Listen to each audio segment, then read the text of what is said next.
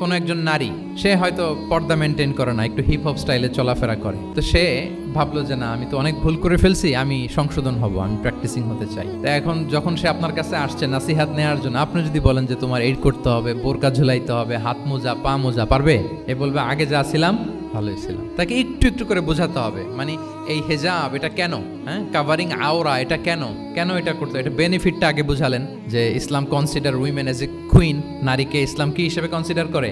রানী হিসেবে। তো রানীর তো একটা ড্রেস কোড থাকবে, স্পেশাল পোশাক থাকবে, এগুলো বুঝাবেন। সে যাতে একটু নিজেকে গুছিয়ে চলে, শুরুর দিকে আপনি এই বার্তা দিতে পারেন যে একটু গুছিয়ে চলতে হবে। এরপর একটু শালীন পোশাকে যেন সে অভ্যস্ত হয়, এটা বললেন। সে যখন শালীন পোশাকে অভ্যস্ত, তারপরে হেজাবের ফজিলত বললেন, সে যেন হেজাব পরে। যখন সে হেজাব পরে, এরপরে তাকে নেকাবের কথা বললেন। এইভাবে আস্তে আস্তে তাকে বোঝাতে হবে। কিন্তু একবারে যদি সব চাপিয়ে দেন, বলেন তো আওয়াজ করে, সে কি ওটা রিসিভ করতে পারবে?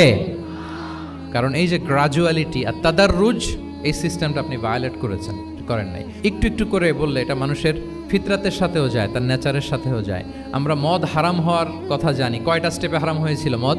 একবারে যদি বলা হতো বন্ধ করার সহজ হতো সাহাবাদের জন্য? হতো না। অনেকে আছে দেখবেন যে চেইন স্মোকার, তো যে চেইন স্মোকার, আপনি যদি বলেন যে এটা হারাম, আজকেই তোমার বাদ দিতে হবে, হারাম, এটা খাইতে পারবে না, পারবে? ও দুনিয়া সব বাদ দিতে পারবে, সিগারেট বাদ দিতে পারবে না। তো তারে কি করতে হবে? ফ্লেক্সিবিলিটি দিতে হবে, যে আস্তে আস্তে ছাড়েন।